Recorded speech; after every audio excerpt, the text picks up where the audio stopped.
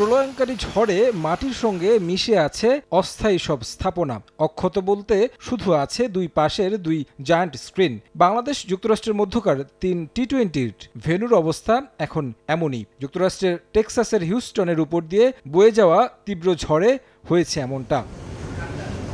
বিশ্বকাপের প্রস্তুতি হিসেবে কন্ডিশনের সঙ্গে মানিয়ে নিতে স্বাগতিক যুক্তরাষ্ট্রের বিপক্ষে ৩ ম্যাচের টি-20 সিরিজ আয়োজন করেছে বিসিবি, কিন্তু আগে ভাগে গিয়েও কোনো লাভ হচ্ছে না টাইগারদের। ঝড়ের কারণে স্থগিত করা হয়েছে বাংলাদেশের প্রথম অনুশীলন। হোটেল বন্দি থেকেই দিনটা কাটাতে হয়েছে শান্ত বাহিনীকে।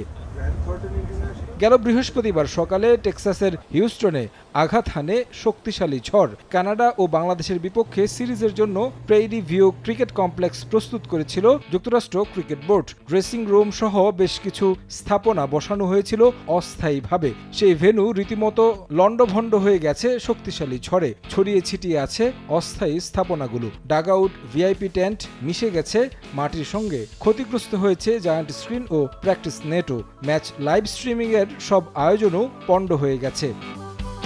এমন পরিস্থিতিতে শঙ্কা জেগেছে নির্ধারিত সময়ে বাংলাদেশ যুক্তরাষ্ট্র ম্যাচ মাঠে গড়াবে কিনা। ২১ মে প্রথম ম্যাচে মুখোমুখি হওয়ার কথা দুই দলের। সবকিছু ঠিক করতে বেশ খানিকটা সময় লাগবে আয়োজকদের, যে কারণে পিছিয়ে যেতে পারে বাংলাদেশের প্রথম ম্যাচ।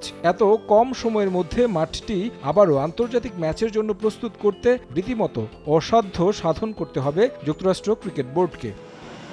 ঝড়ে এখন পর্যন্ত মারা গেছেন ৪ জন। ক্ষয়ক্ষতি হয়েছে শহরের বাড়ি ঘর, গাছপালাও। এখনও প্রায় ৭.৫ লাখ লোক বিদ্যুৎহীন রয়েছেন। প্রায় ২৫০০ ট্রাফিক লাইট সংযোগ বিচ্ছিন্ন। উড়ে গেছে অফিসের জানালা। শহরের রাস্তা জুড়ে ছড়িয়ে ছিটিয়ে আছে কাচের টুকরো। গ্যাস লাইন ভেঙে গেছে। তবে বাংলাদেশ দল সুস্থ রয়েছেন। বিসিবির ক্রিকেট অপারেশনস চেয়ারম্যান কথা বলেছেন ক্রিকেটারদের সঙ্গে। ঝড় বৃষ্টি তো এখন তো এখানে টর্নাডো হয়, মনে হয় না কোনো ক্ষতি হবে। এখানে টিম ভালো আছে।